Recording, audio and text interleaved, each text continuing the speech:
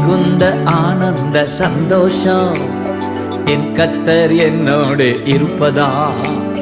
மிகுந்த ஆனந்த சந்தோஷம் என் கர்த்தர் என்னோடு இருப்பதா. குறையில்லையே குறையில்லையே என் கர்த்தர் என் மேய்ப்பர்.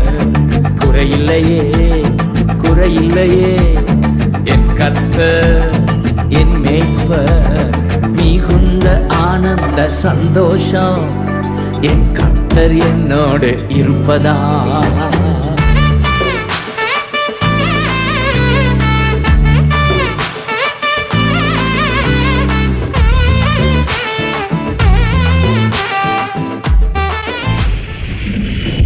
இந்த காலவேளையிலே வந்த ஒவ்வொருவருக்கும் ஆண்டவரும் இரட்சகருமாயிருக்கிற இயேசு கிறிஸ்துவின் நாமத்திலே அன்பான வாழ்த்தலை தெரிவித்துக் கொள்கிறேன்.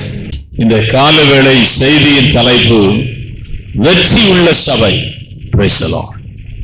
அல்லது ஜெயம் பெறுகிற சபை. சபையை சாதிக்கதான் இயேசு இந்த உலகத்திற்கு வந்தார்.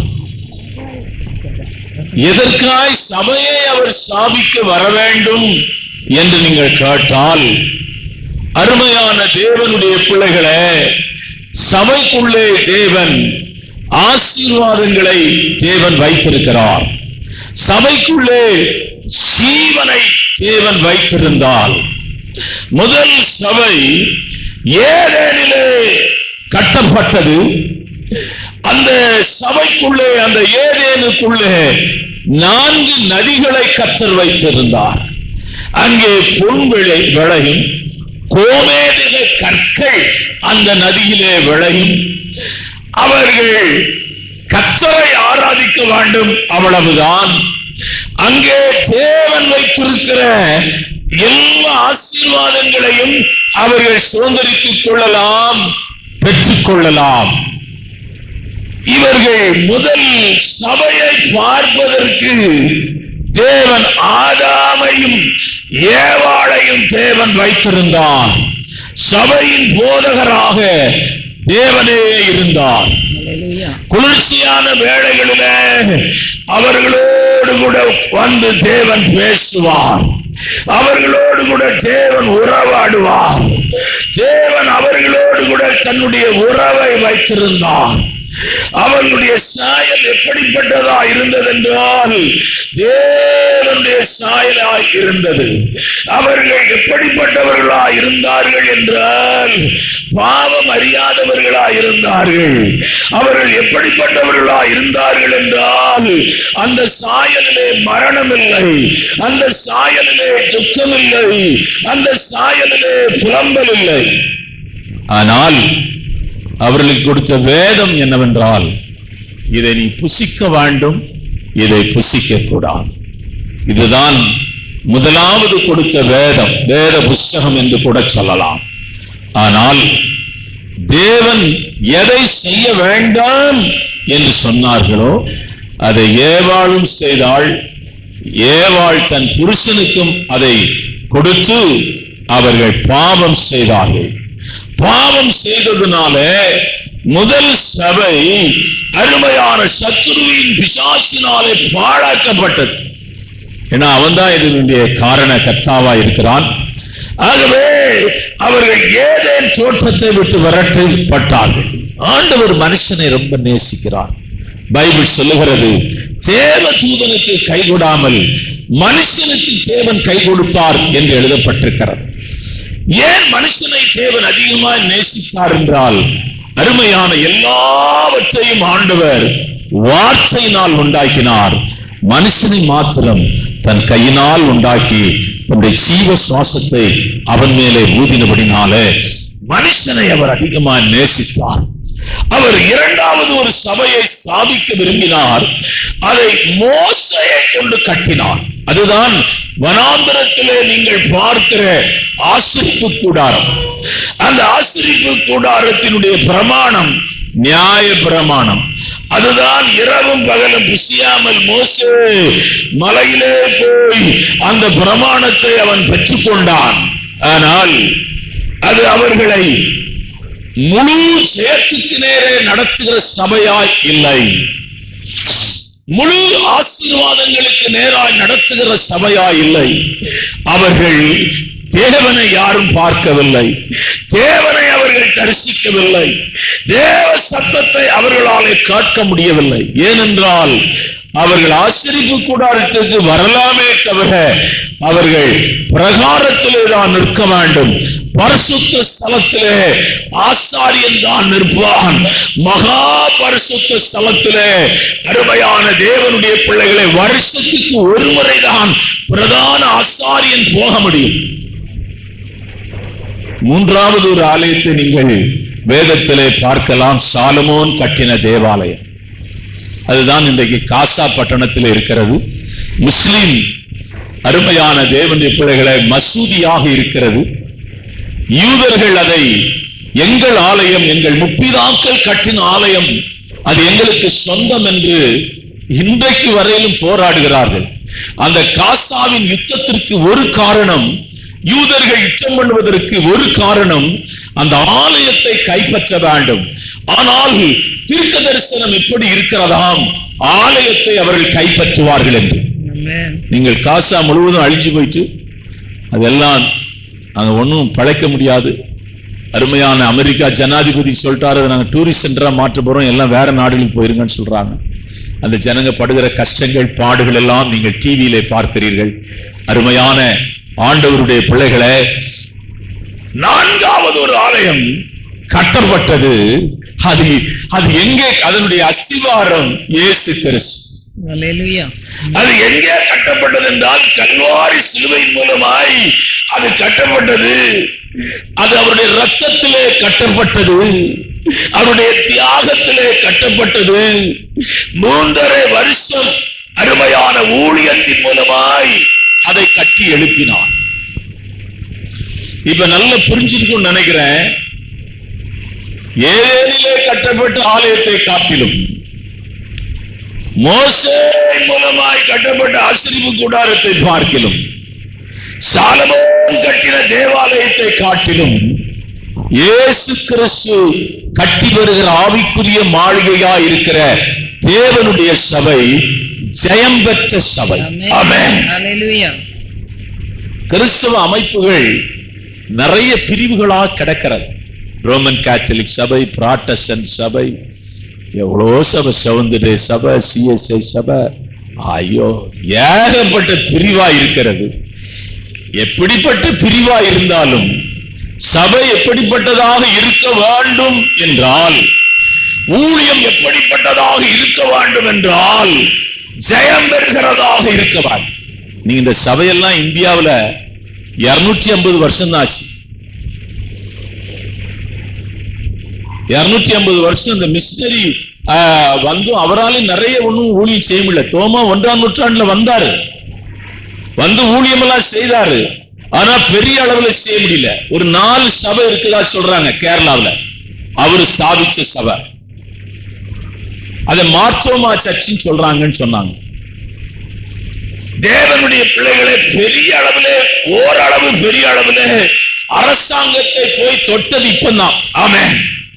இந்த 200 வருஷம் அதுவும் அவங்க என்ன எப்படி வச்சுக்கிறாங்கன்னா, இந்துக்கள் அதிகமா இருக்கிறாங்க, 2வது முஸ்லீமுக்கு தான் வச்சுக்கிறாங்க, 3வது கிறிஸ்தவங்களை வச்சுக்கிறாங்க. கிறிஸ்தவங்களை எப்படி வச்சுக்கிறாங்கன்னா, கிறிஸ்தவங்களையும் முஸ்லீமையும் இந்தியா தேசத்துல சிறுபான்மையான ஜனங்கன்னு வச்சுக்கிறாங்க. முஸ்லீம் நம்ம காட்டுல அதிகமா வளர்ந்துருக்கிறாங்க, 17% அதை போட்டிருந்தாங்க.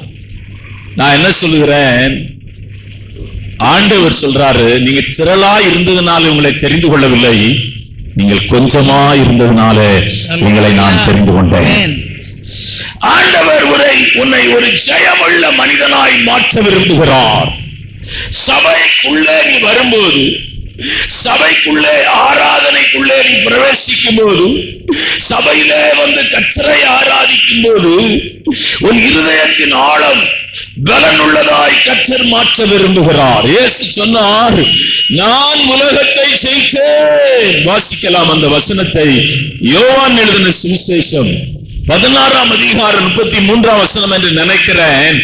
நான் உலகத்தை ஜெயித்தேன், உலகத்திலே உங்களுக்கு உபத்திரவம் உண்டு, என்னிடத்தில் உங்களுக்கு சமாதானம் உண்டாயிருக்கும் பொருட்டு இவைகளை உங்களுக்கு சொன்னேன்.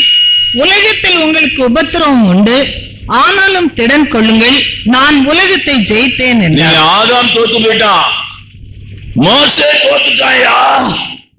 அடிக்கிற இடத்துல பேசின இடத்துல அடிச்சு போட்டான். சாலமோனை பற்றி நீங்க சொல்லவே வேண்டாம். அவன் முற்றிலும் வாழ்க்கை அவ்வளவும் அந்நிய பெண்களை சேர்த்து கொண்டு அவனுடைய வாழ்க்கை ஒரு தோற்று போன வாழ்க்கை. ஆனால் இயேசு அப்படிப்பட்டவர் அல்ல. நான் உலகத்தை ஜெயித்தேன், நான் உலகத்தை ஜெயித்தேன். அப்படி என்றால் இயேசு கிறிஸ்துவுக்குள்ளே இருக்கிற ஜெயம், இயேசு கிறிஸ்துவுக்குள் இருக்கிற வெற்றி, இயேசு கிறிஸ்துவுக்குள் இருக்கிற ஆசீர்வாதம், இயேசு கிறிஸ்துவுக்குள் இருக்கிற மேன்மை, இயேசு கிறிஸ்துவுக்குள் இருக்கிற பரிசுத்தம், இயேசு கிறிஸ்துவுக்குள் இருக்கிற எல்லா மகிமையும் அவருடைய சபைக்குள்ளே இருக்கிறது. ஏதோ கைத்தட்டி பாட்டு பாடி போற இடம் இல்ல. சபை உன்னை இயேசுவை போல உருவாக்கும்படி கர்ப்ப வேதனைப்படுகிற ஒரு இடம். ஆமென், ஹல்லேலூயா, ஆமென், ஆமென். இங்கே நான் என்ற இடத்திற்கு இடமில்லை, இங்கே பெருமைக்கு இடமில்லை, இங்கே திறமைக்கு இடமில்லை. நான் ரொம்ப திறமையான ஆள், நல்ல பாடுவேன், நல்ல பிரசங்கம் பண்ணுவேன், நல்ல ஊழியம் செய்வேன், ஆனா பாஸ் என்ன விட மாட்டேங்கிறாரு. அதுக்கெல்லாம் இங்க இடமே கிடையாது. இங்க நீ இயேசுவை போல உருவெடுக்கும்படியான ஒரு இடம், இயேசுவை போல மாறுகிற ஒரு இடம்.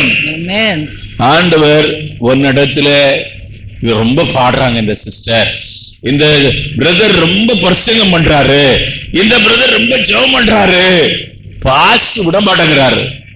நான் சொல்லுகிறேன், அவருடைய பலத்த கரத்திலே அடங்கிருங்கள்.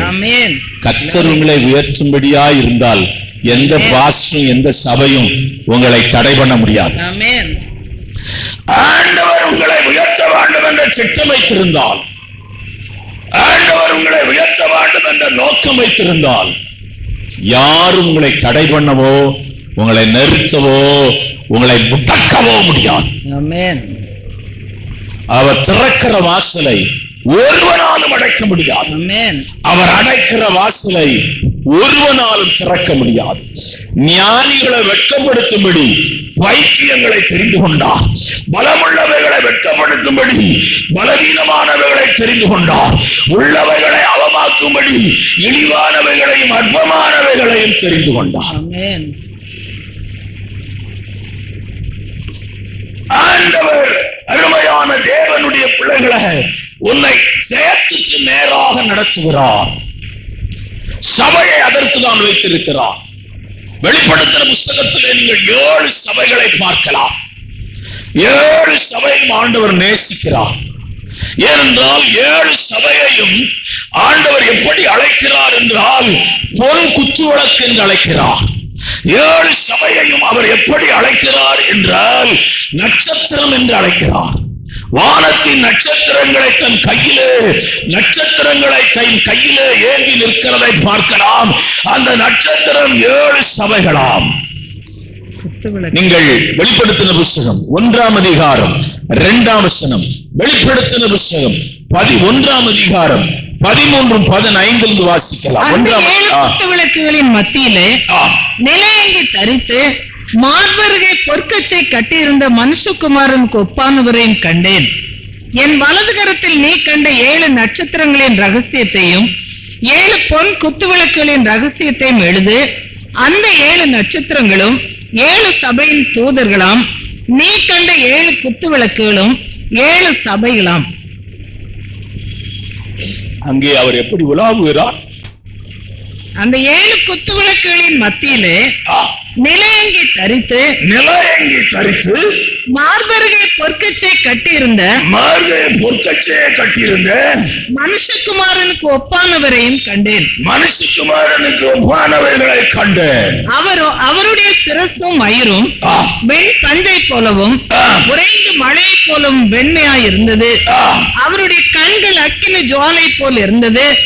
அவருடைய பாதங்கள் உலைக்களத்தில் காய்ந்த பிரகாசமான வெண்கலம் போல் இருந்தது.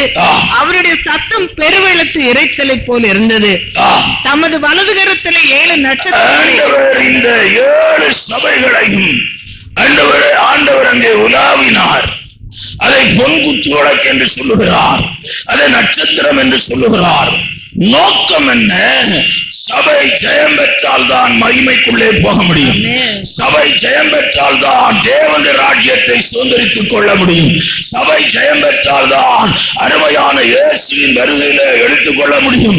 சபை ஜெயம் பெற்றால் தான் அருமையான தேவனுடைய பிள்ளைகளை, வானமண்டலங்களின் பொல்லாத ஆவிகளை இவர்கள் ஜெயித்து மேற்கொண்டு அருமையான போனால் மாத்திரமே கர்த்தர் அவர்களுக்காக வைத்திருக்கிற ஜீவ கிரீடத்தை, கர்த்தர் அவர்களுக்காக வைத்திருக்கிற நீதியின் கிரீடத்தை, கர்த்தர் அவர்களுக்காக வைத்திருக்கிற வெண்வஸ்திரத்தை, கர்த்தர் அவர்களுக்காக வைத்திருக்கிற சிங்காசனத்தை, கர்த்தர் அவர்களுக்காக வைத்திருக்கிற அருமையான தேவனுடைய பிள்ளைகள் நித்தியமாய் இளைப்பாறுகிற அந்த மகிமையான வீட்டை அவர்கள் சுதந்திரித்துக் கொள்ள முடியும். ஆமென். ஜெயம் கொள்ளுகிறவர்கள் தான் அதை சுதந்திரித்துக் கொள்ள முடியும். ஆகவே 7 சபைகளுக்கும் ஒரு வார்த்தையை தொடர்ச்சியாய் எழுதுகிறார். வாசிக்கலாம். வெளிப்படுத்தின புஸ்தகம் 2ஆம் அதிகாரம் 7ஆம் வசனம். எபேசு சபைக்கு அவர் எழுதுகிறார். வாசிக்கலாம். ஆவியானவர் சபைகளுக்கு சொல்லுகிறதை காதுள்ளவன் கேட்க கடவன்.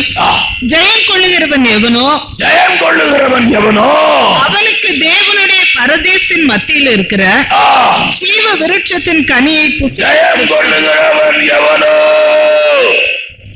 அப்ப எல்லாரும் கிடையாது, சபைக்கு வர்ற எல்லாரும் கிடையாது. ஜெயம் கொள்ளுகிறவன் எவனோ. எபேசு சபையை பார்த்து சொல்றாரு, எப்பா நீங்க மூப்பருங்க இருக்கிறீங்க, ஊழியக்காரங்க இருக்கிறீங்க, விசுவாசிங்க இருக்கிறீங்க, ஜனங்களாம் வந்திருக்கிறீங்க.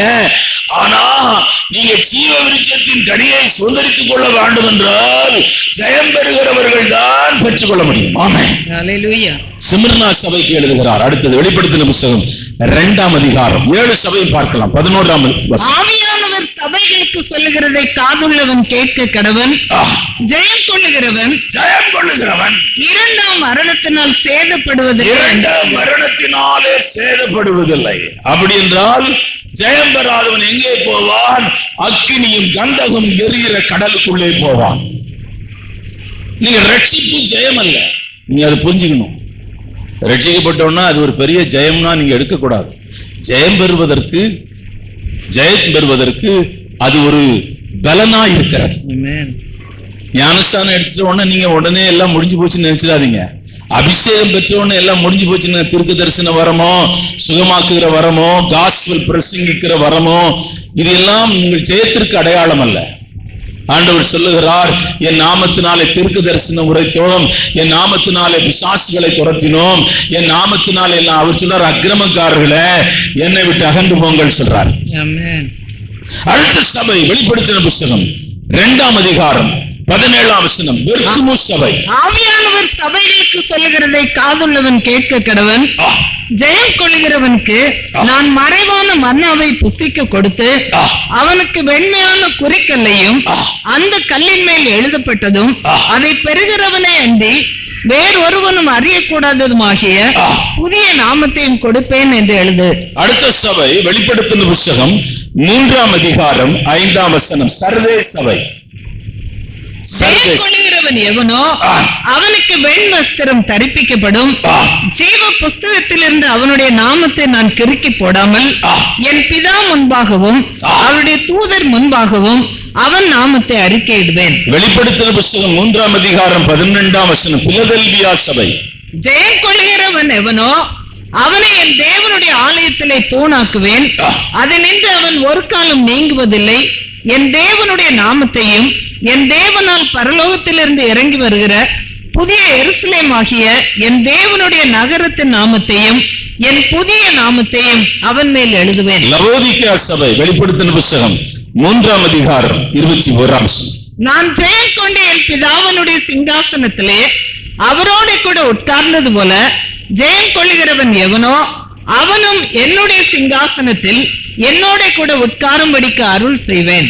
அருமையான ஆண்டவருடைய பிள்ளைகளை, சபையிலே கர்த்தர் வைத்திருக்கிற ஸ்பிரிச்சுவல் விக்டரி அல்லது ஆவிக்குரிய ஜெயம், ஜெயத்தை ரெண்டா பிரிக்கிறேன். ஒன்று உலக பிரகாரமான வாழ்க்கையில உண்டாகிற ஜெயம், இரண்டாவது ஆவிக்குரிய வாழ்க்கையிலே உண்டாகிற ஜெயம். இதுக்கு ரெண்டுக்கும் வித்தியாசம் இருக்கிறது. இது ரெண்டுக்குள்ள மேன்மை வித்தியாசம் இருக்கிறது. உலகத்திலே அவன் எவ்வளவு பெரிய அம்பானியா இருந்தாலும் சரி, அவன் எவ்வளவு பெரிய பதவியில் இருக்கிற மனுஷனா இருந்தாலும் சரி, அவன் இந்த உலகத்திலே விட்டு எல்லாவற்றையும் விட்டு போக வேண்டும். ஆமென். உலக ஜனங்கள் உலக காரியங்களிலே வெற்றி பெற்றிருக்கிறார்கள். நீங்க இங்கே ஒன்னும் பெரிய செல்வந்தர்கள் யாரும் வரவில்லை. எம்எல்ஏ வந்திருக்கிறீங்களா? எம்பி வந்திருக்கிறீங்களா? ஜட்ஜி யாரா இங்க வந்திருக்கிறீங்களா? யாரும் வரல. ஹை போஸ்ட் பாராளுமன்றத்தில் ரட்சிக்கப்பட்டவங்க ஒருத்தம் கூட இல்ல. நாடாளுமன்றத்திலே ரட்சிக்கப்பட்டவங்க ஒருத்தர் இல்ல. பாண்டியில் யாராவது எம்எல்ஏ ரட்சிக்கப்பட்டிருக்கிறாங்களா? யாரும் இல்ல. ஹை அத்தாரிட்டிஸ் யாரா வந்திருக்கிறாங்களா? செல்வந்தர்கள் யாரா வந்திருக்கிறாங்களா?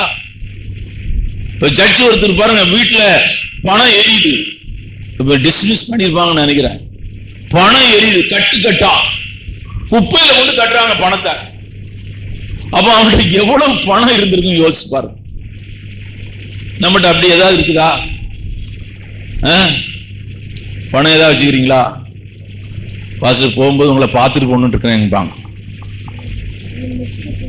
தேவனுடைய பிள்ளை இந்த கால வேளையில ஆவிக்குரிய வெற்றியை நீங்கள் வெற்றி உள்ளவர்களா இருந்தால் உலக காரியங்களில நீங்கள் வெற்றி பெறுவீர்கள். ஆமென். டாடா பெரிய பணக்காரன், அவங்க அப்பா ஹிஸ்டரி எடுத்து பாருங்க. அவன் பிசினஸ் மேன். இலாமிஸ்னு ஒருத்தன் இந்தியாவுக்கு வந்திருக்கான் பாருங்க, அவன் அப்பா பெரிய பணக்காரன். இவங்க அதை பெருக்கிக்கிட்டாங்க, உலக செல்வந்தரா மாறிட்டாங்க, சயின்டிஸ்டா இருக்கிறாங்க, பிளைட் ஓட்டுறாங்க. ஐயோ, எல்லாம் ஒவ்வொருத்தரையும் பார்த்தா பிளைட்லயும் அருமையானவர்களை சாதாரணம் போறவங்க இருக்கிறான். என்ன கிளாஸ்? முன்னாடி இருக்கிற கிளாஸ் என்ன class? Business class. Business class. நான் ஊழியக்காரன், நான் பிசினஸ் கிளாஸ்ல இருக்க கூடாது. நான் அங்க போய் பார்ப்பேன், பிசினஸுக்கு நமக்கு என்னடா கொஞ்சம் வித்தியாசமா இருக்கு சொல்லி பார்த்தா கொஞ்சம் சீட்டு நல்லா போட்டுக்கிறான். அந்த பொண்ணை கூட்டா என்ன கேட்டாலும் கொடுப்பான். நமக்கு ஒரு தடவை தான் வருவான். திருப்பி நம்ம ஏதாவது வாங்கணும்னா அங்க போய் கேட்கணும். ஒன்னும் பெரிய வித்தியாசம் கிடையாது. அவன் முன்னாடி உட்கார்ந்து இருக்கிறான், நம்ம கொஞ்சம் பின்னாடி உட்கார்ந்துருக்கோம். நம்ம சீட்டு கொஞ்சம் நெருக்கமா இருக்கு. இறங்குற இடம் ரெண்டு ஒண்ணுதான். ஆமென். சுடுகாடு ரெண்டு பேருக்கும் ஒண்ணுதான். ஆமென். கவர்னருக்கும் அதே விறகுதான் எரியுது, பிச்சைக்காரனுக்கும் அதே விறகுதான் எரியுது.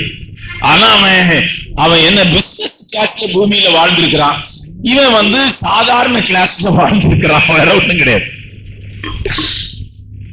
தேவனுடைய பிள்ளைய இந்த நாளின் கால வேளை ஆராதனையில கர்த்தர் உன்னை ஜெயம் பெற, ஆவிக்குரிய ஜெயம் பெறுகிற ஒரு மனிதனாய் மாறுபடியாய் தான் கர்த்தர் உன்னை சபைக்கு கொண்டு வந்திருக்கிறார். உன் ஜெபம் ஜெயமுள்ளதாய் மாற வேண்டும், உன் விசுவாசம் ஜெயமுள்ளதாய் மாற வேண்டும், உன் நம்பிக்கை ஜெயமுள்ளதாய் மாற வேண்டும், உன் ஆராதனை ஜெயமுள்ளதாய் மாற வேண்டும், உன் பக்தி ஜெயமுள்ளதாய் மாற வேண்டும், உன் பரிசுத்தம் ஜெயமுள்ளதாய் மாற வேண்டும். அருமையான கர்த்தருடைய சபையில நீ ஜெயம் பெறுகிற ஜீவன் உள்ள தூணாய் மாற வேண்டும். அதற்குதான் கர்த்தர் உன்னை அழைத்திருக்கிறார். இது அவ்வளவு சுலபமான காரியம் அல்ல. உலகத்தின் ஜெயத்தை பெறுவதற்கு அவன் போராடுறான். ஆவிக்குரிய தேவனுடைய பிள்ளைகளும் ஆவிக்குரிய ஜெயத்தை பெற போராட வேண்டும். கொஞ்ச நாள் அந்த பாறையில விதைக்கப்பட்ட விதை என்னாச்சு? கொஞ்ச நாள் தண்டு கிண்டெல்லாம் இலை காத்து அப்படியே அடிச்சு அதுல ஒரு சின்ன பூ மொட்டை எல்லாம் வந்துச்சு. இதை பார்க்கதான் நிறைய பேர் ஊட்டிக்கு போறாங்க. அது அப்படியே கொஞ்சம் காத்துல ஆடும். இங்க அந்த அளவு காத்து இல்லை, கொஞ்சம் குளிர்ந்த காத்து அடிக்கும், அவ்வளவுதான். ஆனா அடுத்த தடவை போகும்போது அது பட்டு பூசி அவன் இது அழகான செடியாச்சா. அவன் சொன்னா, இது பாறைக்கு மேல நிக்குது சார், இது ரொம்ப நாள் வராது. வழியோரத்திலே விதைக்கப்பட்ட விதை அது சொல்லவே வேண்டாம், பறவைகள் கொண்டு போயிடுச்சு. அருமையான தேவனுடைய முள் செடியில விதைக்கப்பட்ட விதை, அதுவும் பூலாம் பூத்து செடியெல்லாம் வச்சு முள்ளு வளர வளர வளர அது நெருங்கி போச்சு. முள்ளு நிக்கிற இடத்துல விவசாயம் பண்ண முடியாது. சிவகங்கை பக்கம் தொண்டி, சிவகங்கை, காளையார் கோயில், இது எல்லாமே முள்ளு காடு நிறைந்த இடம். ஃபாதர் பெர்க்மன் யாருன்னே தெரியாத போதெல்லாம் நாங்க அவங்க ஏரியால போய் ஊழியம் செய்திருக்கோம், கைப்பிரதி கொடுத்திருக்கோம். முள்ளுகிட்ட செடி வளராது, எந்த செடியும் வளராது. ஆனா அது பட்டு போச்சு. தேவனுடைய பிள்ளைய கொஞ்ச காலம் இந்த விசுவாசத்திலே நின்று, கொஞ்ச காலம் இந்த ஊழியத்திலே நின்று, கொஞ்ச காலம் இந்த நம்பிக்கையிலே நின்று போகிற ஜனங்களை சத்துருவாய பிசாசு தன் வலையிலே அவர்கள் சிக்க வைத்து விட்டார்கள், வைத்து விட்டான். அவர்கள் விசுவாசம் ஜெயம் பெற்றதல்ல, அவருடைய நம்பிக்கை ஜெயம் பெற்றதில்ல. பாட தெரிஞ்சனால பாடுறாங்க, பிரசங்கம் பண்ண தெரிஞ்சனால பிரசங்கம் பண்றாங்க, ஜெபம் பண்ண தெரிஞ்சதுனால ஜெபம் பண்றாங்க. ஆனால் அவருடைய விசுவாசம் ஜெயம் பெற்றதல்ல, அவருடைய நம்பிக்கை ஜெயம் பெற்றதல்ல, அவருடைய ஆராதனை ஜெயம் பெற்றதல்ல. அவர்கள் உபத்திரவத்திலே நிற்கவில்லை, உபத்திரவத்திலே ஓடிவிட்டார்கள், உபத்திரவத்திலே அவர்கள் தரித்து நிற்கவில்லை. அவர்கள் நிச்சயாக்கினி வைக்கப்பட்டது. என்ன பாஸ்டர் பாட்டு பாடுறாங்களே, ஜெபம் பண்றாங்களே, விசுவாசம் சொல்றாங்களே, ஐயா அவர்கள் ஜெயம் பெறாதவர்கள். அவர்கள் ஜெயம் பெறுகிறவர்களா இருந்தால் உபத்திரவத்திலே நின்றிருப்பார்கள், பாடுகளிலே நின்றிருப்பார்கள், அவர்கள் வந்த நெருக்கத்திலே நின்றிருப்பார்கள். கர்த்தருடைய சமூகத்திலே நீ விழுந்து கிடக்கும் ஏதோ சத்தங்கத்தம் போட்டு 4 அந்நிய பாஷை பேச்ச, இந்த சத்தமெல்லாம் பரலோகத்துல கிரியை செய்யாது. ஒரு மனுஷனை ரட்சிக்கப்படலாம் மாட்டான். ஆமென். ஜீவனை நீங்கள் தியாகமாய் பணயம் வைக்க வேண்டும். ஜீவனை தியாகமாய் பணயம் வைக்கிறவனுடைய ஜெபம், அதுதான் வெற்றி உள்ள ஜெபம். அப்படிப்பட்ட ஒரு ஜெப வீரனாய் இவனை மாற்றதான் சபை கர்ப்ப வேதனைப்படுகிற. வேற ஆளுக்கு குதிரைக்கு வேற குதிரைக்கு மேல நீங்க போக கூடாது. அங்க ஒருத்தர் நல்ல ஜெபம் பண்றாரு, நீ எப்ப ஜெபம் பண்ற? 35 வருஷம் ஆச்சு, 25 வருஷம் ஆச்சு, 20 வருஷம் ஆச்சு. எங்க பிரதர் போறீங்க? அங்க ஒரு இடத்துக்கு ஜெபம் பண்ண போறேன் பாஸ்டர். சொல்லிடாதீங்க யாத்தையும், நாங்க சொல்ல மாட்டோம். நீ போ நரகத்துக்கு. ஜெபம் பண்ண போறாங்க, நரகத்துக்கு போறாங்க. பாஸ்டர் பிரச்சனை மாட்டார். நரகம் அல்ல, பாதாளம். உன் ஜெயம், அருமையானவனுடைய ஜெபம் எப்படிப்பட்டதா இருக்க வேண்டும் என்றால், உன்னை அசைக்க வேண்டும், உன் சபையை அசைக்க வேண்டும், உன் குடும்பத்தை அசைக்க வேண்டும், உன் ஊழியத்தை அசைக்க வேண்டும். அப்படிப்பட்ட ஜெயம் பெறுகிற ஜெப வீரனாக மாறுகிற இடத்திற்கு நீ நகர்ந்து வர வேண்டும். அல்லேலூயா. அப்படிப்பட்ட ஜெப வீரனாய் மாறுவதற்கு நீ நகர்ந்து வர வேண்டும்.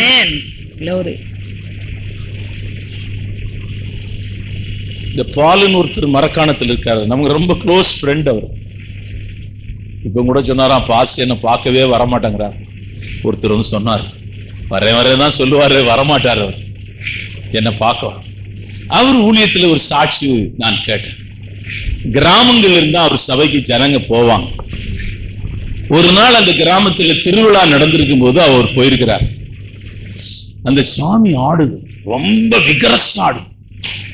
ஆடி சொல்லுதான், இயேசுநாதர் ஒருத்தர் அங்க வர்றாரு, அவர் இங்க வந்தாருன்னா ஊரை விட்டு நான் வெளியே போயிடும் அப்படி சொல்லுதான். அந்த அந்த சாசு ஆடி சொல்லுதான் ஒரு பெண்ணு.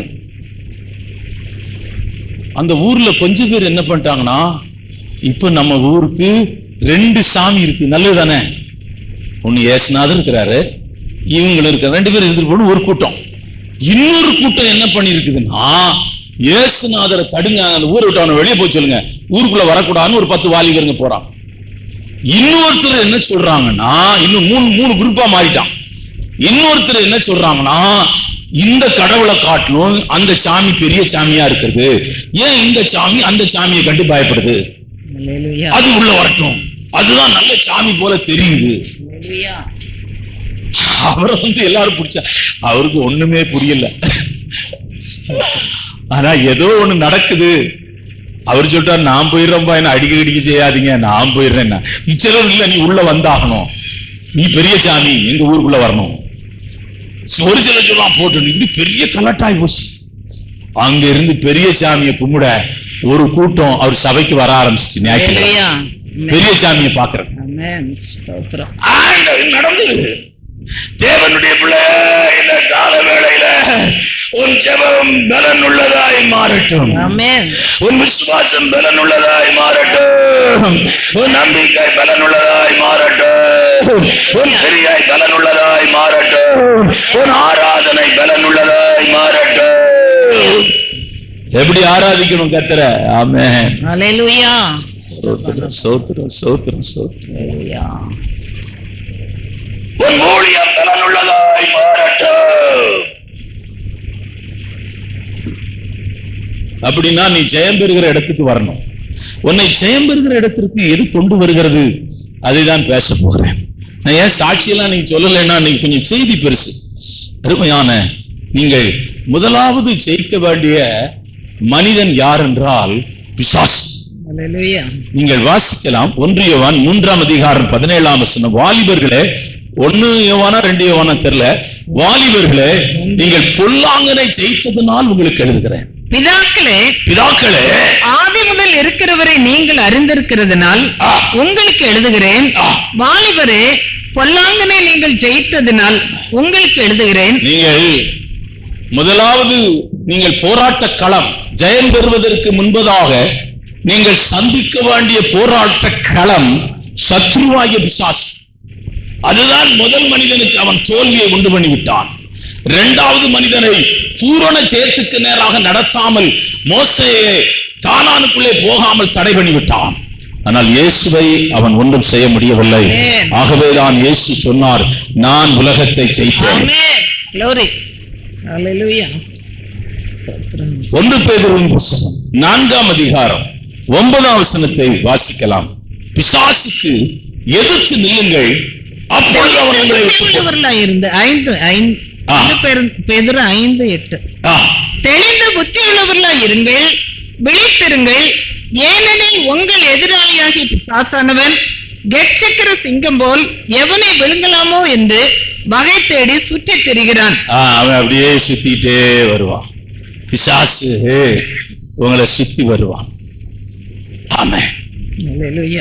எதுக்கு வர்றான்னு கேட்டீங்கன்னா உங்களை விழத்தள்ளும்படி. இயேசு கிறிஸ்துவுக்கு அவர் முதலாவது ஜெயிக்க வேண்டிய ஒரு நபர் சத்ருவாகிய பிசாசாய். அவரை உயர்ந்த மலைக்கு கொண்டு போய் மத்தேயுவின் சுவிசேஷம் வாசிக்கலாம். மத்தேயுவின் சுவிசேஷம் உயர்ந்த மலைக்கு கொண்டு போய் இந்த உலகம் முழுவதையும் காண்பித்தான். அப்பொழுது பிசாசு அவரை பரிசுத்த நகரத்திற்கு கொண்டு போய் தேவாலயத்து உப்பரிகையின் மேல் அவரை நிறுத்தி, நீர் தேவனுடைய குமாரனே ஆனால் தாழ குதியும். மறுபடியும் பிசாசு அவரை மிகவும் உயர்ந்த மலையின் மேல் கொண்டு போய் உலகத்தின் சகல ராஜ்யங்களையும் அவைகளின் மகிமையையும் அவருக்கு காண்பித்தார். நீர் சாஷ்டாங்கமாய் விழுந்து இவனை நீங்கள் ஜெயிக்க வேண்டும் என்றால் மோசே சொல்லுகிறான், பார்வோனுடைய குமாரத்தி எனப்படுவதை வெறுத்து தேவ ஜனத்தோடு கூட துன்பத்தை அனுபவிப்பதை தெரிந்து கொண்டான். அவன் அருமையான அரமனையை உதறி தள்ளிவிட்டதுனாலே அவனுடைய வாழ்க்கையின் ஒரு பகுதியிலே சத்ருவாகிய பிசாசை அவன் ஜெயிக்கிறதை நீங்கள் பார்க்கலாம். ஆகவேதான் அவனை தேவனாகிய கர்த்தர் தன் ஜனத்தை நடத்தும்படியாய் அவனை அழைத்தார். அல்லேலூயா. பிசாசு போராடுறான். நீங்க ஒரு பிரச்சனைக்கு காரணம் எல்லாம் ரொம்ப நல்லவங்க தான். யார் ஒரு பாஸ்டர் ஒரு நாள் அவங்க நிறைய பிரச்சனையில் இருந்தாரு. அந்த ஜனங்க அவருக்கு நிறைய பிரச்சனை கொடுத்தாங்க. அந்த பாஸ்டர் நாங்க ஊழியத்துக்கு போயிருந்தேன். ஆந்திரா பக்கத்துல எங்கேயோ ஒரு இடம், அது எனக்கு சரியா ஞாபகம் இல்லை. அவர் பேசுனது ஞாபகம் இருக்குது. அவர் சொன்னாரு, இவங்க எல்லாம் நல்லவங்க தான், ஆனா பிசாசு தன் கையில எடுத்து அவர்களை உபயோகப்படுத்துகிறான். சபையை விதைக்கும்படியாய், சபையை அருமையான கலைகளை விதைக்கும்படியாய் அவன் அவர்களை தன் கரத்திலே எடுத்து விட்டான். ஒரு மனுஷன் பிசாசு அவன் இருதயத்துக்குள்ள போயிட்டு அவன் என்ன வேணாலும் எப்படி வேணாலும் இருப்பாங்க, என்ன வேணாலும் செய்வாங்க, என்ன வேணாலும் பேசுவாங்க. ஆனா நீங்க பிசாசுக்கு எதிர்த்து நில்லுங்க. நீங்க ஒரு பிரச்சனை வந்தா ஒண்ணு முதல் செய்யுங்க, எனக்கு சேர்த்தா நான் பிரசங்கம் பண்றேன். நீங்க நேர கர்த்தருடைய ஆலயத்திலே வந்து அப்படியே உட்கார்ந்து, அது உங்க குடும்ப பிரச்சனையா இருக்கட்டும், உங்க பிள்ளைங்க பிரச்சனையா இருக்கட்டும், உங்க புருஷன் பிரச்சனையா இருக்கட்டும், உங்க மனைவி பிரச்சனையா இருக்கட்டும், உங்க சபை பிரச்சனையா இருக்கட்டும், அப்படியே வந்து உட்கார்ந்து அமைதியாய் உட்கார்ந்து பரலோகத்தை பார்த்து கொண்டிருங்க. ஆண்டவரே, என்னால ஒண்ணும் செய்ய முடியாதுப்பா, நான் ஒரு திரும்பவும் சொன்னாலும் எதுவும் கேட்க மாட்டாங்கப்பா, நீ கிரியை செய்ய. இதுதான் ஒரு ஜெய வீரனுடைய அடையாளம். இதுதான் ஜெயிக்கிற மனிதனுடைய அடையாளம். பாடுகள் இல்லாத ஊழியம் அல்ல. அதான் நான் கடந்த நாளிலே சொன்னேன், சுகமான வாழ்க்கையை தேடுகிறவன் ஜீவ பாதையை விட்டு விடுகிறான், ஜீவ பாதையிலே வருகிறவன் பாடுகளுக்கூடாய் நடந்து வருகிறான். அருமையான தேவனுடைய பிள்ளைகளே, பூமியின் யாத்திரையில எல்லாம் சுகமா இருக்கும் என்று நினைக்காதே. அப்போஸ்தலனாகிய பவுல் கர்த்தருடைய சமூகத்திலே போய் ஜெபிக்கிறான். ஆண்டவரே, என் சரீரத்திலே ஒரு முள் கொடுக்கப்பட்டிருக்கிறது, அது எடுக்கப்பட வேண்டும் என்று ஜெபிக்கிறான். ஆண்டவர் சொல்லுகிறார், என் கிருபை உனக்கு போதும். ஆமென். எல்லாம் சரியா இருக்காது வாழ்க்கையின் பிரயாணத்துல, எல்லாம் இருக்காது. வீடு வந்தா வாங்கியாச்சு, வீடை கட்டியாச்சு, கார் வந்தாச்சு, பிள்ளைங்க எல்லாம் நல்லா படிச்சாச்சு, நல்ல வசதி வந்தாச்சு, பேங்க் பேலன்ஸ் எல்லாம் இருக்குது. ஆனா காலையில டெஸ்ட் பண்ண போனா ஜிக்மர்ல சொல்றாங்க, அந்த ஈரல் பக்கமா ஒரு கட்டி இருக்குது, டெஸ்டுக்கு நாளைக்கு எடுக்கணும். இந்த அம்மா ஜெபம் பண்ண போன அழுறாங்க, அம்மா வீட கொஞ்சம் பாருமா, சந்தோஷமா இருமா, கார பாருமா, சந்தோஷமா இருமா, பிள்ளைங்களா நல்லா தான் சந்தோஷமா, சாக போறேன்னு சொல்றாரு டாக்டர், இது ரொம்ப கஷ்டமான ஈரலே எடுக்கணுங்கிறாரு. ஆனா சிலருக்கு கட்டி கட்டி எல்லாம் வந்தாதான் ஒழுங்கா ஜெபம் பண்ண வருவாங்க. கொஞ்சம் கொஞ்சம் கட்டி வரணும், வரும். அப்பந்தான் என்ன மாதிரி ஜெபம் பண்றாங்க இந்த அம்மா. போன வாரம் கட்டி இல்லாத போது இருந்த ஜபத்தை காட்டில் இந்த அம்மா இடமே ரோட்ல உள்ளவங்க ஏதோ அடிக்கிறாங்க போன்னு உள்ள வந்து பாக்குறான். சார் இல்ல சார், ஏதோ சத்தம் கடிச்சாரு, யாரையும் அடிக்கிறீங்க போறீங்க, நாங்க உள்ள வந்துட்டு போறோங்கிறான். இல்லையா, நேற்று வரையும் சத்தம் போட, இப்ப கட்டி சத்தம் போட வச்சுக்கிறியா? சோத்திரம். உபத்திரப்பட்டது நல்லது, அதனால் அவருடைய பிரமாணங்களை நான் கற்றுக்கொண்டேன். சூழ்நிலை சாதகமா இருக்கும் நினைக்காதையா. இன்னைக்கு இருக்கிற சூழ்நிலை பிசாசை நீங்கள் எதிர்க்க வேண்டும். ஆமென். ஹல்லேலூயா. எப்படி எதிர்க்கிறது பாஸ்டர்? ஸ்தோத்திரம். அதுதானே எங்களுக்கு தெரியல. அவனுக்கு ஒரு உருவம் இருந்தா பரவாயில்ல, ஒரு ஆளா இருந்தா போலீஸ் ஸ்டேஷன்ல கேஸ போட்டு அவனை ஒரு பொய்யான கேஸ் ரிமாண்ட் பண்ணி அவனை ஜெயிலுக்குள்ள கூட போடலாம். எப்படி பாஸ்டர் அவனை எதுக்குது? வாசிக்கலாம். வெளிப்படுத்தின புத்தகம் 12ஆம் அதிகாரம் 10ஆம் வசனம். மரணம் நேரிடுகிறதா இருந்தாலும், மரணம் நேரிடுகிறதா இருந்தாலும் அதற்கு தப்பும்படி தங்கள் ஜீவனையும் பாராமல், ஆட்டுக்குட்டியின் இரத்தத்தினாலும் தங்கள் சாட்சியின் வசனத்தினாலும் அவனை ஜெயித்தார்கள். நீங்க வாலிபர்களுக்கும் அதேதான் வசனம் தான், அந்த வசனம் தான் போட்டிருக்கு. வாலிபர்களை குறித்து நீங்க அவங்க ஜெயம் பெறதுக்கு காரணம் வசனம். அதை வாசிக்கலாம். 1 யோவான். வாலிபர்களே அவங்க எப்படி ஜெயிச்சாங்கன்னா வசனம் தான். நீங்க இந்த பைபிள வாசிங்க. பிதாக்களே, ஆதி முதல் இருக்கிறவரை நீங்கள் அறிந்திருக்கிறதுனால், உங்களுக்கு எழுதுகிறேன்.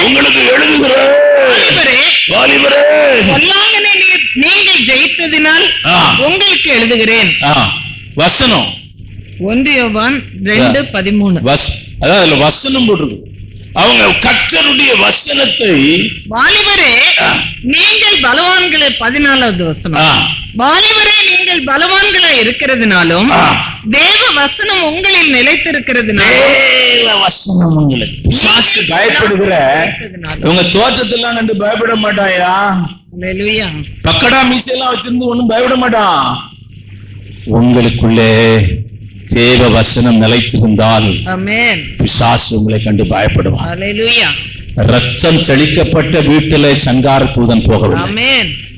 ஆட்டுக்குட்டி ரத்தத்துக்கு அவ்வளவு வல்லமை இருக்குமே, ஆனால் இயேசு கிறிஸ்துவின் ரத்தம் உங்கள் மேல் செழிக்கப்பட்டிருக்கிறது. நீங்கள் ஒவ்வொரு மாதமும் கர்த்தருடைய பந்தியிலே பங்கெடுக்கிறீர்கள். அருமையான கர்த்தருடைய பிள்ளையே, வசனத்தை நீங்கள் கேட்க வேண்டும், வசனத்தை நீங்கள் தியானிக்க வேண்டும், வசனத்தை நீங்கள் கேட்க வேண்டும். அல்லேலூயா. நீ என்ன ஒருத்தன் பிரசங்கம் பண்ணிட்டு இருந்து விழுந்து செத்து போயிட்டாயா? பவுல் பிரசங்கம் பண்றாயா? the great preachers, great preacher. Pavul சாதாரண பிரசங்கியார்ல, பயங்கரமான பிரசங்கியார். அவன் பேசிட்டு இருக்கும்போது ஒருத்தன் விழுந்து. வசனத்தை நீங்க என்ன செய்யணும்னா அதை யோசிக்கணும், நெகட்டிவா எடுக்க கூடாது. சண்டே பிரசங்கம் பண்ணா பாஸ்டர் எனக்கு தான் பிரசங்கம் பண்றாரு, உனக்கு தான் பிரசங்கம் பண்ணாரு, ரொம்ப நல்ல அந்த இடத்துக்கு வந்துட்டேன், எனக்கு பிரசங்கம் பண்றாருன்னு இந்த இடத்துக்கு வந்துட்டேன், அது நல்ல இடம் தான். அடுத்தது அதை யோசிச்சு, இந்த வசனத்துக்கும் என் வாழ்க்கைக்கு சம்பந்தமா? அதான் அந்த ஒட்டகம் 125 குடம் 225 குடம் தண்ணியை குடிச்சிருமா வனாந்தரத்துல 3 மாசம் நடக்குமா. மாடு படபடான் மேயுமா. ராத்திரி நீங்க மாடை போய் பார்த்துக்கிறீங்களா? கண்ணு நல்லா தூங்கும், எல்லாம் தூங்கும், வாய் மட்டும் தூங்காது, அப்படியே அசைப்போட்டு அதை சாப்பிட்டதெல்லாம் திருப்பி கொண்டு வந்து சாப்பிடும். இதுதான் வசனத்தை நீங்க காட்டணும். போக மாட்டாயா? சாகிறது வரையில நமக்கு போராட்டம் இருக்குது. நீ என்னைக்கு ரட்சிக்கப்பட்டு, என்னைக்கு தேவனுடைய பிள்ளையாய், என்னைக்கு ஜீவபாதைக்குள்ளே நடக்க ஆரம்பிச்சாயோ, கிறிஸ்டியான் ஒரு புக்கு, அதான் உலகத்திலே அதிகமாக விற்பனையான புக்கு.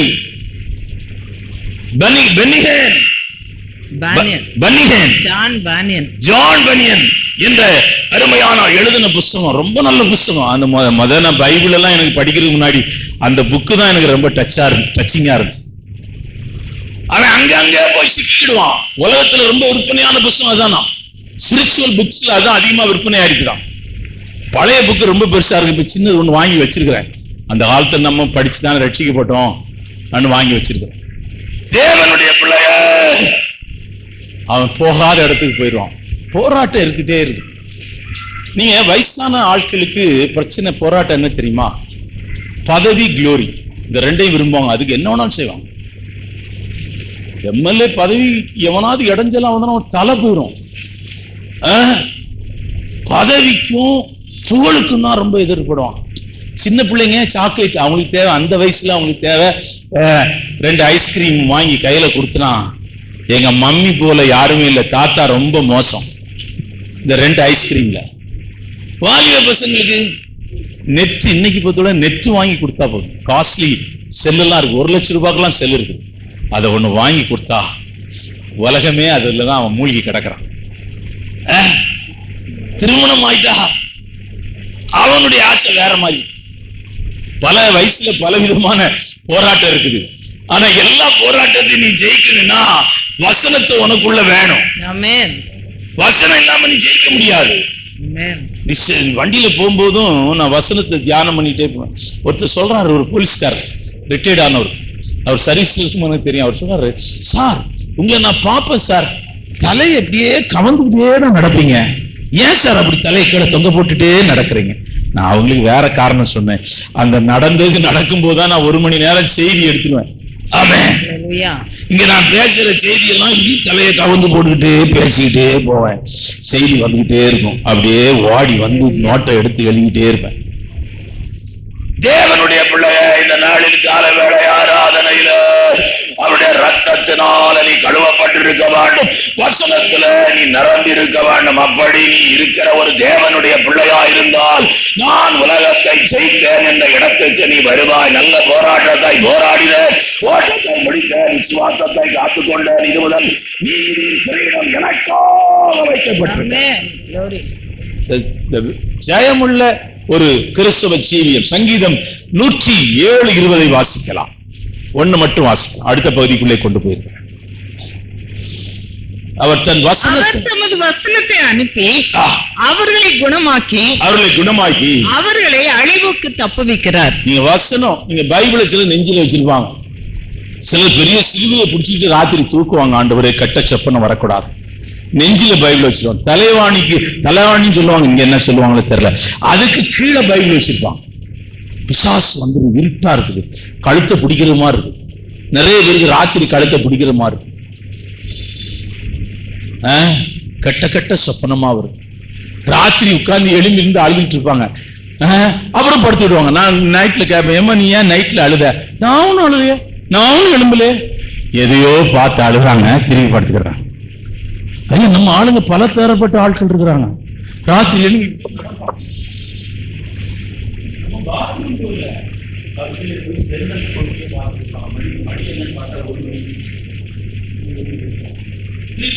கதவு கிட்ட போய் நின்றுட்டு இப்படியே சாவியை திருக்கிட்டு இருப்பான் தூக்கத்துல. ஆளுங்க இருக்கிறாங்க, இப்படி உங்களுக்கு தெரியாது, நீங்க இருக்கிறீங்களா? சிரிக்கிறத பார்த்தா கொஞ்சம் பயமா இருக்கும். காத்துல டோர் அடிச்சுனா தூக்கமே போச்சு, அவ்வளவுதான், அன்னைக்கு தூக்கம் போச்சு. ஐயா, வசனத்தை நீங்கள் அப்பம் பார்த்து ஒரு எங்க ஊர் பக்கம் தான் அது ரொம்ப ஜாஸ்தி. இங்கெல்லாம் அந்த மாதிரி திருநெல்வேலி வரையிலும் பிரச்சனை இருக்கு. திருநெல்வேலி வரையிலும் என்ன பிரச்சனை இருக்குன்னா, பாசுங்க அமோகமா வாழ்றாங்க, ஊழி சேரும், தீர்க்கதரிசனம் பாசுன்னு சொல்லுமா, தீர்க்கதரிசனம். இவங்க ராத்திரி தூங்கலையா, இவர் காலைல ஜெபம் பண்ண போவாரா, சொல்லுவாரு, ஏமா உனக்கு பக்கத்து வீட்டுக்காரன் செய்வன் வச்சுக்கிறான், நீ தூங்காம இருக்கிறத கண்ணை மோத்த பாத்துருப்பாரு, கண்ணு இப்படி இப்படி இந்த அம்மா மூடி இருக்கும். சரி, அடிச்சு விட்டாரு. செய்வனை எடுத்துருங்க பாஸ்டர். ஐயோ, நீங்க வேற, அது சும்மா எடுக்க முடியாது, அது என்ன ஜெபம் பண்ணணும், என்ன உபவாசம் பண்ணணும், நீங்க அங்க வரணும் வேற. நான் சொல்றேன் உங்களுக்கு, நீங்க ஒன்றும் பயப்படாதீங்க. அதுல இந்த அம்மா இந்த பைபிளையும் கையையும் தூக்கிக்கிட்டு எங்க போறீங்க? ஜெபக்கூட்டத்துக்கு போறேன். ஜெபக்கூட்டத்துக்கு நான் பாக்குறேன், உங்களுக்கெல்லாம் அந்த வல்லமை, அவன் சொல்றான், அவங்க பாஸ்டுக்கெல்லாம் அந்த வல்லமை கிடையாது, எனக்கு மட்டும்தான் இருக்குங்கிறான். எங்க ஊர்ல ஒரு பாஸ்ட் பேர் என்ன தெரியுமா? தகுடு தாசன்.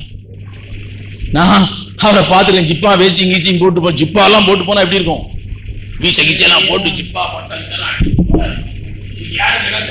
நானே பயந்துட்டேன். சரி, தகுடுதாசனை பார்த்துட்டோம்.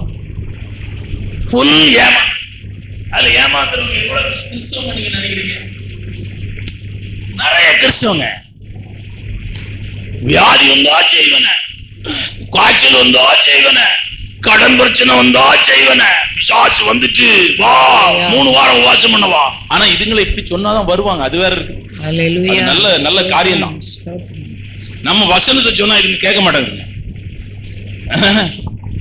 ஐயா, தேவ வசனம் உங்களுக்குள்ள நிலைத்திருக்குமே ஆனால் அருமையான நீங்கள் விடுதலையாக்கப்படுவீர்கள்.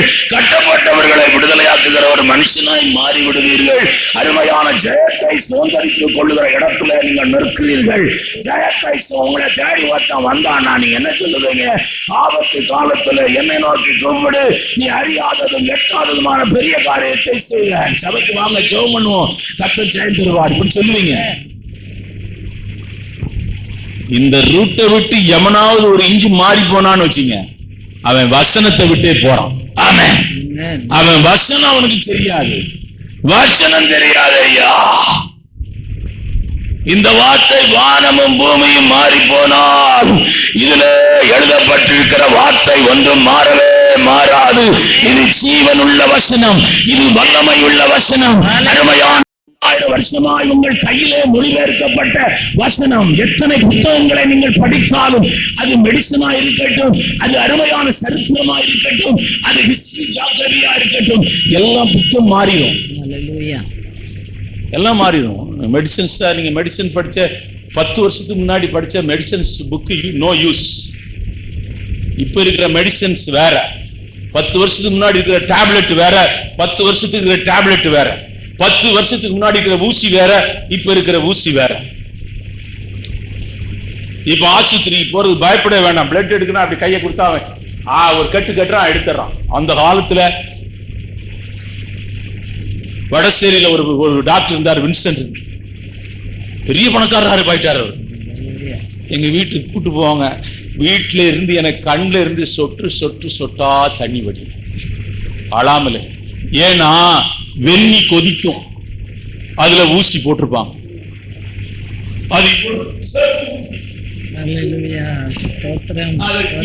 குத்தி உள்ள எடுப்பாங்க. காய்ச்சல் என்ன, கொரோனாவே ஓடி போயிடும் அந்த ஊசியை போட்டா.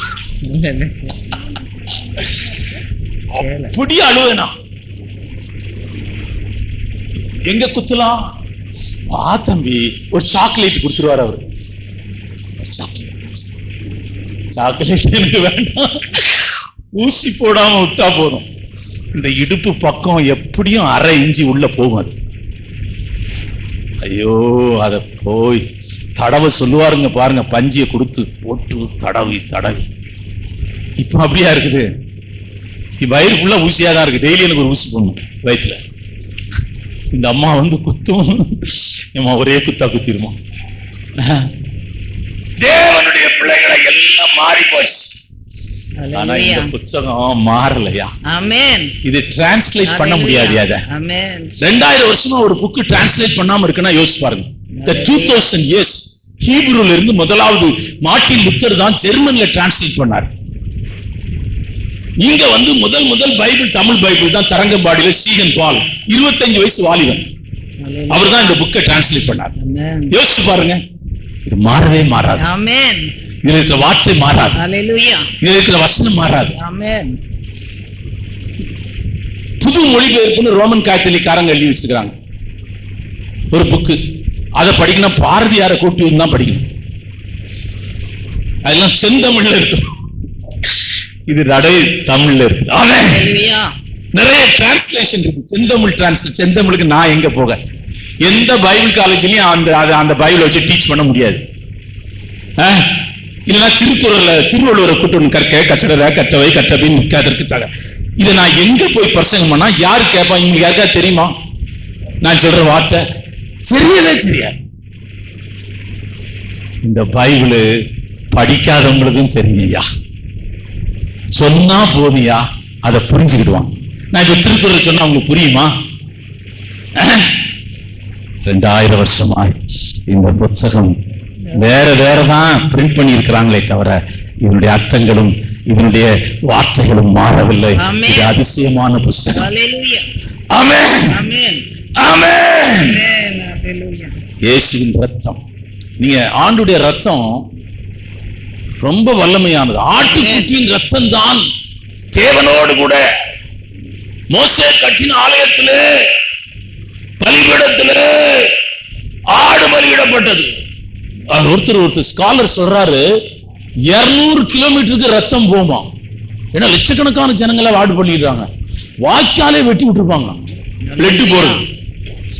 ஆனா ஆட்டின் ரத்தத்திலும் மேன்மையான ரத்தம், ஆட்டின் ரத்தத்திலும் விசேஷமான ரத்தம், ஆட்டை உண்டு பண்ணினவருடைய ரத்தம். அல்லேலூயா. வெளிப்படுத்தின புத்தகம் 12ஆம் அதிகாரம் 11 மறுபடியும் வாசிங்க.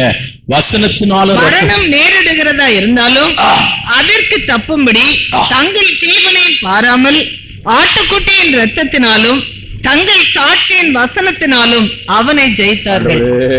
உம்முடைய ரத்தத்தினால் என்னை கழுவும், உம்முடைய ரத்தத்தினால் என்னை பரிசுத்தப்படுத்தும், உம்முடைய ரத்தத்தினால் என்னை சுத்திகரியும். நீ எப்பேற்பட்ட பாவியா இருந்தாலும், எப்பேற்பட்ட பாவம் செய்த மனிதனா இருந்தாலும், நீ விழுந்து போன மனுஷனா இருந்தாலும், இயேசுவே உம்முடைய ரத்தம் என்னை கழுவட்டும் என்று சொன்னால், இந்த ரத்தம் நீ விசுவாசித்தால் இது உன்னை கழுவும். அருமையான 2000 வருஷமாய் பாவத்திலே கட்டப்பட்ட மனுஷனை சுத்திகரிக்க வல்லமை உள்ள ஒரு ரத்தம், இயேசு கிறிஸ்துவின் ரத்தம்.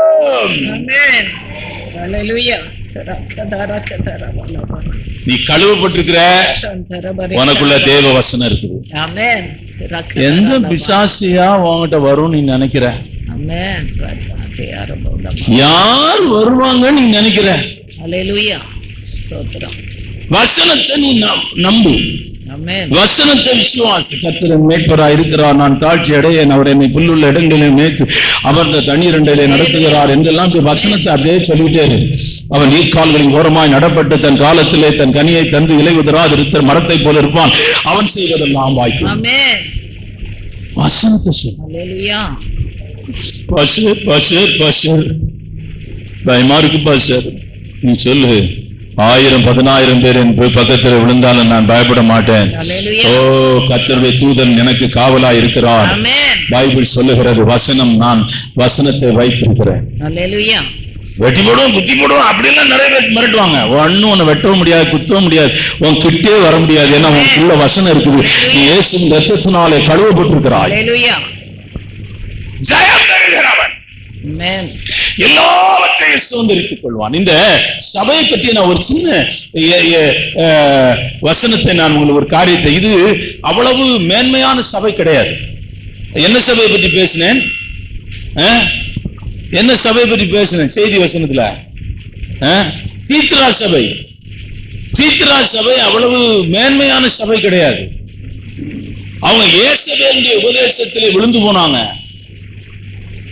அது மாத்திரம் இல்ல, கர்த்தர் உங்களை பிள்ளைகளையும் சந்திப்பேன்னு சொல்றாரு. ஆனா அதுல கொஞ்சம் பேருக்கு தான் இந்த வார்த்தையை அவர் சொல்றாரு, ஜெயம் பெறுகிறவன் எவனோ. ஆகவே ஜெயம், நீங்க சபையில இருந்தாலும் நீங்க என்ன பண்ணும்? வசனத்தை நல்ல ஞாயிற்றுக்கிழமை இயேசு கிறிஸ்து ரத்தத்தினால கழுவப்படணும். நீங்க வெளியே போய் ஞாயிற்றுக்கிழமை வெளியே போய் அருமையான வீட்டுக்குள்ள போகும்போது என்ன நடக்கும்னா, உங்க வீட்டுல இருக்கிற எல்லா இருளும் போயிடும். ஆமென். ஹல்லேலூயா. சமாதானம் உண்டாகும். ஆமென். நீ நம்புறீங்களோ நம்பலையோ, ஆண்டவருடைய பிள்ளைங்க கால் வைக்கிற வீடு ஆசீர்வதிக்கும். ஆமென். வலது கால எடுத்து வச்சு வா வான்னு ஒரு பாட்டு பாடுவாங்க கல்யாணம் பண்ணி அந்த பொண்ணு மாப்பிள்ளை வீட்டுக்கு போகும்போது. நீ வலது காலம் எடுத்து வச்சு போனாலும் சரி, இடது காலம் எடுத்து வச்சு போனாலும் சரி, அது 2 காலையும் எடுத்து வச்சுட்டு போனாலும் சரி, ஆசீர்வாதம் அந்த வீட்டுக்கு வரணும்னா உனக்குள்ள வசனம் இருக்கணும், இயேசு ரத்தம் இருக்கணும். ஹல்லேலூயா. அதான் புத்தியுள்ள ஸ்திரியை கண்டுபிடிக்கவன் யார்? அவள் விலை முத்துக்களை பார்க்கலும் விலையேறப்பட்டது. ஹல்லேலூயா. அடுத்தது அருமையான உலகம். உலகத்தை நீங்கள் ஜெயிக்கவா. வாசிக்கலாம். 1 யோவான் 5ஆம் அதிகாரம் 4-5 வாசி. அடுத்த ஜெயம், இது முதல் ஜெயம். பிசாசை ஜெயிக்க நீங்கள் இயேசு கிறிஸ்துவின் ரத்தமும் வசனமும் உங்களுக்கு பலனாய் இருக்கிறது. அதை சார்ந்து நின்றால் நீங்கள் இருளை ஜெயிக்க முடியும், பிசாசை ஜெயிக்க முடியும். அடுத்தபடியாக உலகத்தை நீங்கள் ஜெயிக்க வேண்டும். வாசிக்கலாம். தேவனால் பிறப்பதெல்லாம் உலகத்தை ஜெயிக்கும். நம்முடைய விசுவாசமே உலகத்தை ஜெயிக்கிற ஜெயம். நம்முடைய விசுவாசமே உலகத்தை ஜெயிக்கிற ஜெயம். ஹல்லேலூயா. நீங்க இந்த உலகம் ரொம்ப பளபளப்பானது. நீங்க நல்லா புரிஞ்சுங்க. உலகம் ரொம்ப பளபளப்பானது. விசுவாசம் உனக்கு ஆசை காட்டும். நான் சொல்றேன் யா, பிரைஸ் தி லார்ட். உலகம் நீங்கள் முற்றிலும் வெறுக்க வேண்டும்.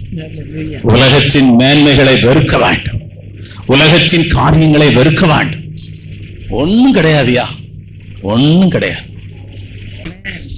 மாயான உலகையா, அழிஞ்சு போகிற மனுஷ வாழ்க்கையா, இன்னைக்கு இருந்து நாளைக்கு அடுப்பிலே போடப்படுகிற அருமையான தேவனுடைய புல்லுக்கு வேதம் ஒப்பிட்டு சொல்லுகிறது யா, நீ உலகத்தை ஜெயிக்க வேண்டும். ஆமென். ஹல்லேலூயா. எந்த இடத்துல போனாலும் உன்னை கவருகிற நிறைய காரியங்கள் இருக்கிறது, அதை நீ ஜெயிக்க வேண்டும். ஆமென். அதை நீ ஜெயிக்க வேண்டும். ஹல்லேலூயா. இயேசு ஜெயிச்சார். மத்தேயு சுவிசேஷம் 4ஆம் அதிகாரம் 8-9 வாசிக்கலாம். 4:8-9. மறுபடியும் பிசாசு அவரை மிகவும் உயர்ந்த மலையின் மேல் கொண்டு போய் உலகத்தின் சகல ராஜ்யங்களையும் அவைகளின் மகிமையும் அவருக்கு காண்பித்து, நீர் சாஷ்டாங்கமாய் விழுந்து என்னை பணிந்து கொண்டால் இவைகளெல்லாம் உமக்கு தருவேன் என்று சொன்னான். இவைகளெல்லாம் உனக்கு. உலகம் ரொம்ப மோசமானது. நீங்க ஊழியக்காரங்க நிறைய பேர் மாறிட்டாங்க, உங்களுக்கு தெரியாது. ஊழியக்காரங்க ரொம்ப மாறிட்டாங்க. நல்ல ஆவிக்குரிய சபைகள் எல்லாம் மாறி போச்சு. ஏன்னு கேட்டீங்கன்னா, இந்த வெள்ளைக்காரங்க அந்த அமெரிக்கால இருந்து பணம் அனுப்புறாங்க. ஒரு சபை இங்க இருந்து 20 சபை கேபி யோகன்னான்னு ஒருத்தர் வச்சிருந்தாரு. அவங்க சொன்னாங்களாம் பரிசுத்தாவில் நிறைய கூடாதுன்னாங்களாம். பரிசுத்தாவில் பேர் கிறிஸ்தவ சபை ஆட்கள் தான் எங்களுக்கு பணம் தராங்க, அவங்க விசிட்டிங் வந்து நீங்க இப்படி ஆவியில நிறைஞ்சிட்டு இருந்ததுன்னா பணம் தர மாட்டாங்க, அப்படி இஷ்டம் உள்ளவங்க இங்க இருங்கட்டாங்க. நிறைய பேர் போயிட்டாங்க. ஏழைங்க தான், பாஸ்டுங்களாம் ஏழை பாஸ்டுங்க. இந்த மாதிரி ஒரு சத்தியத்துல நாங்க இருக்க மாட்டோம் போயிட்டாங்க. எனக்கு ரொம்ப சந்தோஷம். ரொம்ப வசதியானவங்க இல்ல, ஏதோ சாப்பாடு, பிள்ளைங்க கவர்மெண்ட் ஸ்கூல்ல படிக்கிறாங்க, ஏதோ வாழ்றாங்க. ஆனா பரலோகத்துல அதுக்குரிய மேன்மை இருக்கு. பரலோகத்துல அதற்குரிய ஆசீர்வாதங்கள் இருக்கு. நீங்க சத்தியத்துக்கு உலகம் நீங்க பார்க்கிற இந்த உலகம் பளபளப்பா இருக்கு, பளபளப்பா இருக்கு. சிக்கிறாதீங்க, எதுலையுமே நீங்க சிக்கிறாதீங்க. எல்லாம் உங்களை ஆசை காட்டும், ஆசை காட்டி மோசம் செய்யும் எழுதி பாட்டு பாடுறாரு. எல்லாத்தையும் காமிச்சார், மோச்ச எல்லாத்தையும் பார்த்தா லாபமாய் தோன்றுகிற எல்லாவற்றையும் திருச்சி இயேசுவை அறிகிற அறிவின் மேன்மைக்காக நஷ்டமும் குப்பையும் என்று எண்ணுகிறான். வனாந்தரத்திலே துன்பத்தை அனுபவிப்பதை மோசே தெரிந்து கொண்டான். நீ செழிப்பான ஒரு உபதேசம்னு ஒண்ணு இருக்குது, அது ரொம்ப மோசமான உபதேசம். பாடு கிடையாது, கஷ்டம் கிடையாது. அவர் எல்லாம் சிலுவையில சுமந்து தீர்த்தாரு, நீ சிலுவைக்கிட்டே போக வேண்டாம், அப்படி ஒரு டாக்டரின் இருக்குது. அதை நிறைய ஜனங்க பின்பற்றாங்க. ஆனால் இந்த கால வேளையில தேவனுடைய பிள்ளைகளே, உலகத்தை நீங்கள் உங்க உலக ஆசை உங்கள் மனசுல, எண்ணத்துல, உணர்வுல போராடும் போது, அது வேணும் என்று ஒரு வெறி இருக்கும்போது நீங்கள் அதை ஜெயிக்க வேண்டும். ஆமென். எது கிடைச்சாலும் சரி, கிடைக்காம போனாலும் தந்தாலும் சரி, தராம போனாலும், பெற்றுக்கொண்டாலும் சரி, பெற்றுக்கொள்ளாமல் போனாலும் சரி. மூன்றாவது இடத்துக்கு உங்களை கொண்டு போகிற நம் பரிசோதனை. மூன்றாவது டெஸ்ட். எல்லா தேவனுடைய பிள்ளைகளையும் பரிசோதிக்கப்படும். வாசிக்கலாம், வசனத்தை வாசிக்கலாம். உபாகம புஸ்தகம் 13ஆம் அதிகாரம் 1, 2, 3 வாசிக்கலாம். உங்களுக்குள்ளே ஒரு தீர்க்கதரிசி ஆகிலும் சொப்பனக்காரன் ஆகிலும் எழும்பி நீங்கள் அறியாத வேற தேவர்களை பின்பற்றி அவர்களை சேவிப்போம் வாருங்கள் என்று சொல்லி உங்களுக்கு ஒரு அடையாளத்தையும் அற்புதத்தையும் காண்பிப்பேன் என்று குறிப்பாய் சொன்னாலும், அவன் சொன்ன அடையாளமும் அற்புதமும் நடந்தாலும், அந்த தீர்க்கதரிசி ஆகிலும் அந்த சொப்பனக்காரன் ஆகிலும் சொல்லுகிறவைகளை கேளாதிருப்பீர்களாக. உங்கள் தேவனாகிய நீங்கள் உங்கள் முழு இருதயத்தோடும் முழு ஆத்மாவோடும் அன்பு கூறுகிறீர்களோ இல்லையோ என்று அறியும்படிக்கு உங்கள் தேவனாகிய கர்த்தர் உங்களை சோதிக்கிறார். நீங்க மண்ணு வந்து தங்கமா மாறுது. மண்ணு வந்து அருமை சிப்பிக்குள்ள வைரம் இருக்கு. கடலுக்குள்ள இருக்கிற சிப்பியில ஒரு வைர கல் 250 கோடி. நல்லா புரிஞ்சுங்க. தங்கம் வருது, பாலம் பாலமா எடுக்கிறாங்க. மண்ணு சுத்திகரிக்கப்படுது, அது கோல்டா மாறுது. ஆனா அது இப்ப எங்க இருக்குதுன்னா கண்ணாடி பெட்டிக்குள்ள வச்சுக்கிறாங்க. ஆமென். கர்த்தர் உன்னை ஒரு உபயோகமான பாத்திரமாய், பிரயோஜனமுள்ள மனுஷனாய், ஆசீர்வாதமான மனுஷனாய், கிருபை நிறைந்த மனுஷனாய் கர்த்தர் உன்னை மாற்ற விரும்புகிறார். அப்படி நீ மாற வேண்டும் என்று விரும்பினால் சோதனையின் பள்ளத்தாக்கிலே நீ கடந்து போக வேண்டும். தரிசனம் பெருசு, சொப்பனம் பெருசு. காண்பித்தவர் ஆபிரகாமின் தேவன், அருமையான அவர், வாக்கு மாறாதவர். எங்க இருக்கிறான்? குழியிலே கிடக்கிறான். அவனை கல்லறிய சகோதரன் எழுப்பி நிற்கிறான். சோதனையை பாருங்க. இரண்டாவது எங்க இருக்கிறான்? விற்கப்படுறான். 2 முறை விற்கப்படுறான். போத்திபாருடைய வீட்டுல அவன் மனைவி அவனை கேவலப்படுத்தி சிறைச்சாலையில் அடைக்கிறான். யோசேப்பு வாழ்க்கையில வந்த எல்லா சோதனைகளிலும் உருவாக்கப்பட்டான். வாழ்க்கையில வந்த எல்லா சோதனைகளிலும் தேவனுக்கு பிரயோஜனமான மனுஷனாய் மாறுகிறான். நீங்க லிசன், பாடுகளும் பிரச்சனைகளிலும் பாடம் கற்றுக்கொள்ளுங்கள். ஆமென். ஒரு பிரச்சனை வருதுன்னா அதுல சில பாடங்கள் இருக்கிறது, அது நீங்க கற்றுக்கொள்ள வேண்டும். மனுஷருங்களா இப்படிதான் இருப்பாங்க, யாரையும் நம்பாத. எவ்வளவு சிநேகிதனா இருந்தாலும் நம்பாத. மனுஷருங்க, நாசியிலே சுவாசம் உள்ள மனுஷனை நம்புவதற்கு அவன் ஏமாத்திரம். அதான் இந்த லிசன், அதான் இந்த பாடம். ஹalleluya. லிசனை கட்டுங்க, எல்லாம் பாடமா வச்சுடுங்க. சூழ்நிலைகள், நீ நெருக்கமான சூழ்நிலையில், போராட்டமான சூழ்நிலையில், உடைக்கப்பட்ட நிலைமையில காலையில வேளையில சபையில உட்கார்ந்து இருக்கிற மகளே, கர்த்தர் உன்னோடு கூட பேசுகிறார்.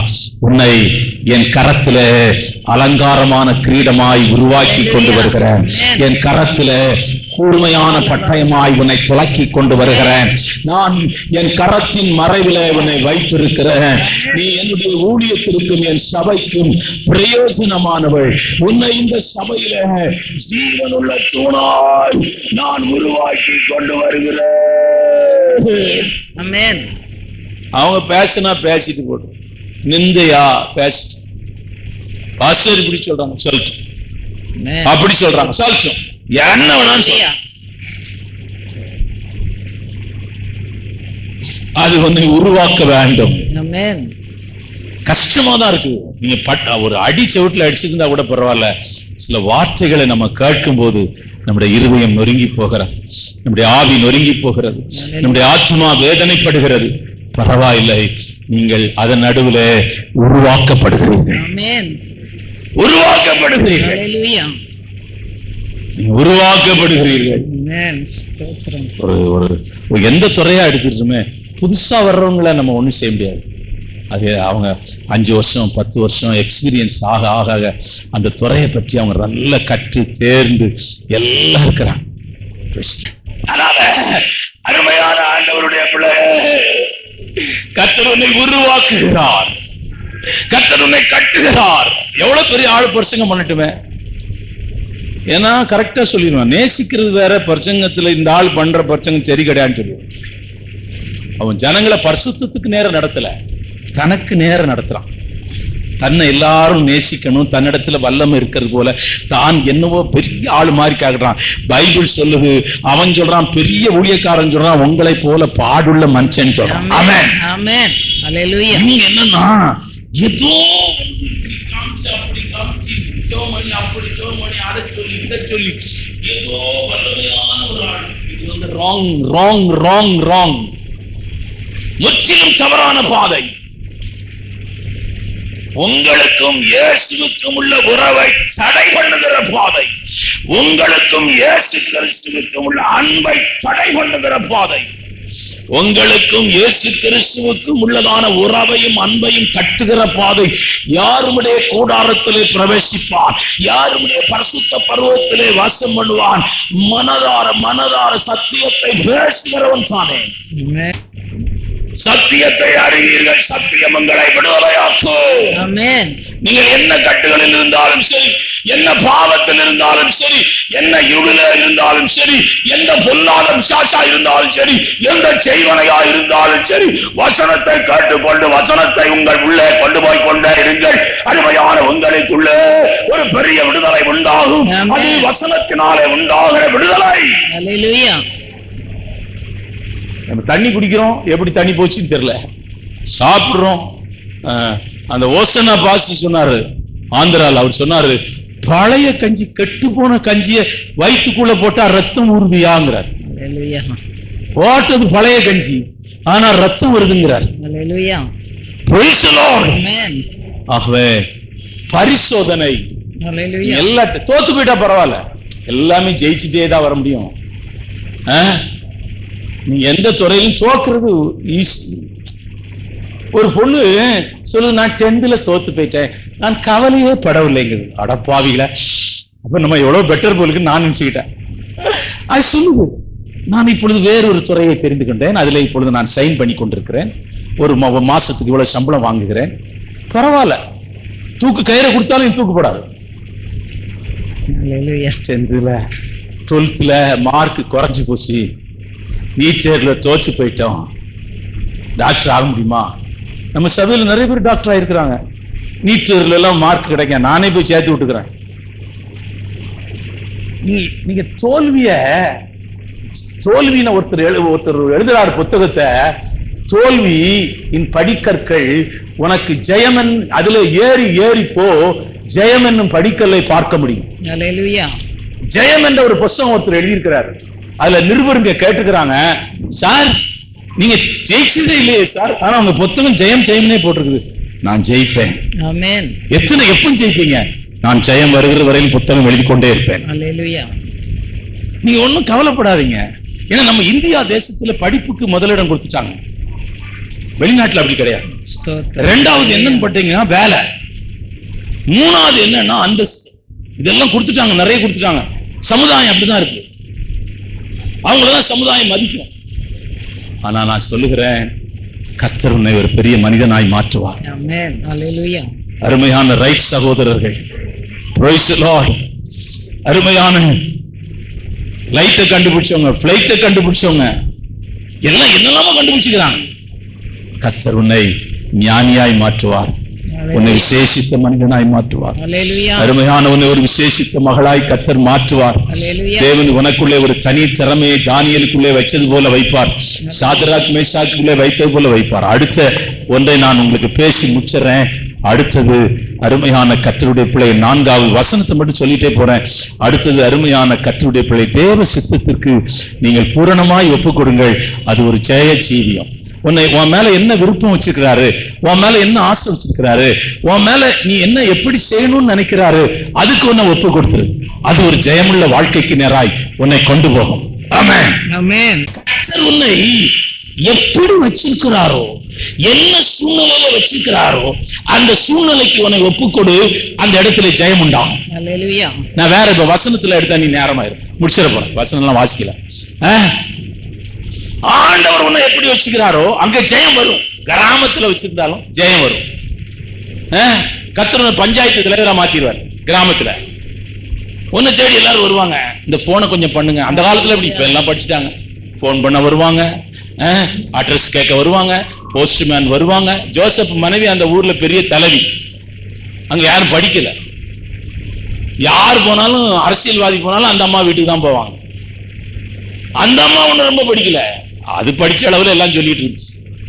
கர்த்தர் நீ கிராமமா இருந்தாலும் சரி, பட்டணமா இருந்தாலும் சரி, மலையில இருந்தாலும் சரி, குகையில இருந்தாலும் சரி, வனாந்திரத்தில் இருந்தாலும் சரி, ஜெயம் கர்த்தரிடமிருந்து வரும். அப்படியே நாம் ஜெபம். உன்னை சபைக்குள்ளே கர்த்தர் இயேசு கிறிஸ்துவின் மேல் இருந்த ஜெயத்தை கர்த்தர் உனக்கு தருகிறார்.